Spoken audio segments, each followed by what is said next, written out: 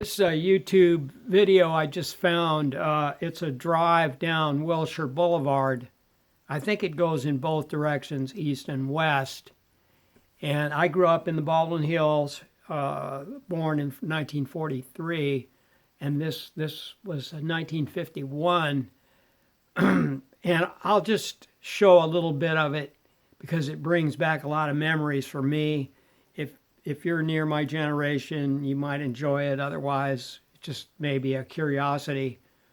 But here we go. I'm not starting at the beginning, but 153 in.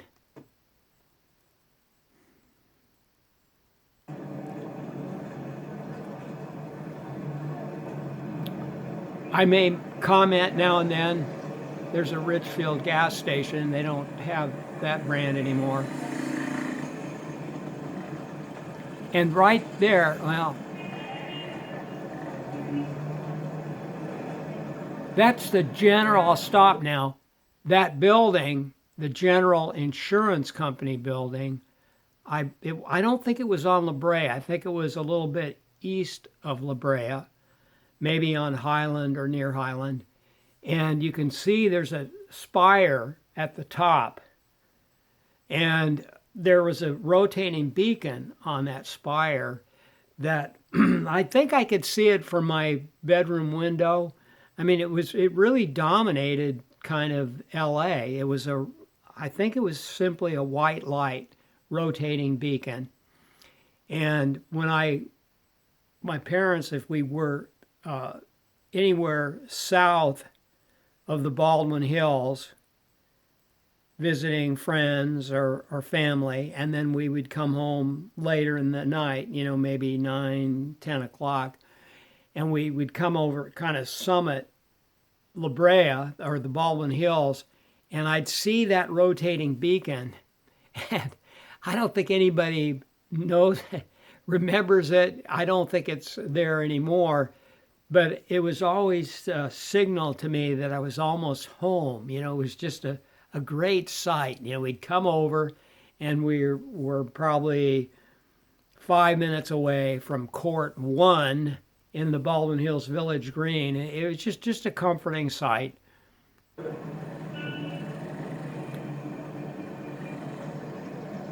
I think as the car pulls away, you may even be able to see no. Oh, here. Now I wanted to stop here. That's the Rey Theater. And Richard Widmark and Dana Andrews are in the a movie called The Frogmen. I may have seen it. And the El Rey, I live near the Baldwin Theater, but the El Rey was an alternative theater, a nice theater. And I think there were, I don't know if that one had the balcony, but anyway, I had seen some good movies there in addition to the Baldwin Theater. And Richard Widmark, by the way, lived for a brief while when I was in Montecito, California, Santa Barbara. I'd see him around, a little bit before he passed on. And I love him. He had a great voice for radio. He was in many radio programs, the Inner Sanctum and so on. Now I'll just move on. I'm sure I've probably lost everybody by now, but except people that might be of my generation. But let me just move on here. I'm enjoying it, whether you are or not. There's the Entre Cafeteria. I don't remember frequenting it, but I may have. There's Dupar's. It was a very nice drive. Wilshire was just terrific. Now there you go. This one here, this is Vanity Camp's. There, right there. And in the 60s, my first girlfriend, I met her in 62, Jonna Gray. And when I had a few extra bucks, I'd take her up here to Vanity Camp. So I have so many fond memories of that place. Just it looks pretty modest now, but it seemed grand and elegant when I was 20, 21 years old.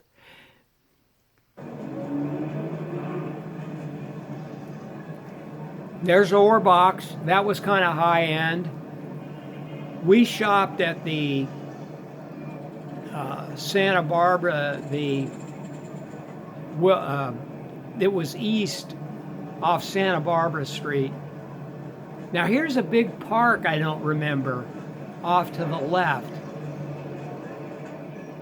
You'd think I'd remember it, but again, I didn't visit this area so much as a couple miles south near Rodeo. They call it Obama now.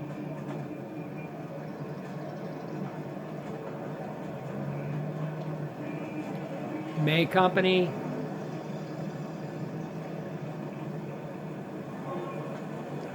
These were all really high-end, elegant shops.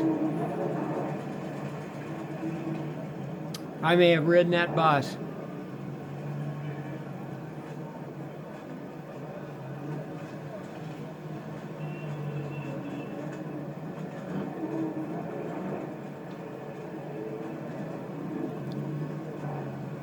I think I've probably seen the highlights of what I wanted to show people.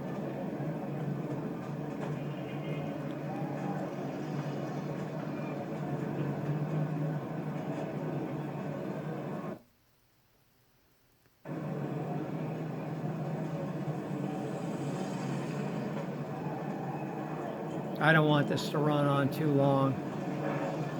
Really well done video. I think they enhanced it. I'm sure it wasn't in color. Probably been colorized. Now it looks like they turned around.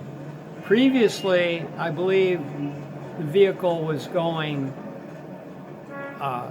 west toward the ocean, and now I think they're coming. Look at bomb shelters. See that? Bomb shelters were big in '51. You know, we had just bombed Japan, and Russia had gotten a bomb about that time. Russia had developed an atom bomb or a hydrogen bomb. So that was on, you know, we had drop drills in school. And I think it said, what's the price? I think it was like $695 or $795 for a bomb shelter to be underground. Universal Broadcasting School. Radio was big. You know, television was just coming into be in '51. I mean, I don't think we got our TV until about 52. Some kids in school had them in the late 40s, but they were kind of a luxury for most of us. We listened to the radio, and I'm so glad that I grew up during the radio era. Call it the theater of the mind. And I still listen to old-time radio shows. I may have mentioned Richard Widmark. It's one of my favorites. He just had a great voice for radio. There's that park again. It looks like it's on the north side of Wilshire. God, I should know what that is. It's huge. It looks like a beautiful park. I can't make out the street name.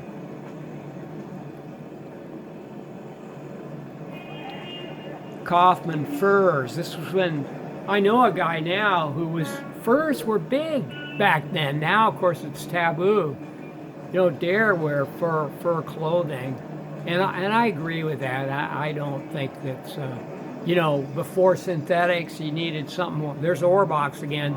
You needed to keep warm. You know, furs probably kept people alive. There's the Vanity Camps again. So many fond memories of drinking coffee there with my girlfriend, Jana, who I just learned passed away recently.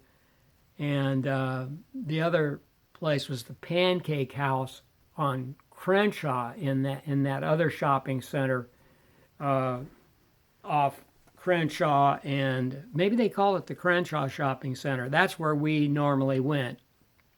They had a Broadway and a May Company and a Penney's.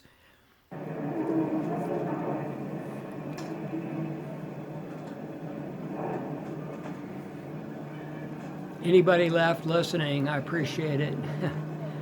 Look at these people. It's really an incredible enhancement. You know, you can make out these license plate numbers even. Mullen blew it. There's a good close-up of the Vanity Camp. Now they've turned back. They're going back the other way. There. See the tower? About in the middle of the screen up high? That's the one with the rotating beacon that signaled I was nearly home. You know, very, very fond memory there. Oh, I'm up to 10 minutes here. I think I've covered everything I wanted to cover, and I appreciate it if anybody's still watching. Thank you.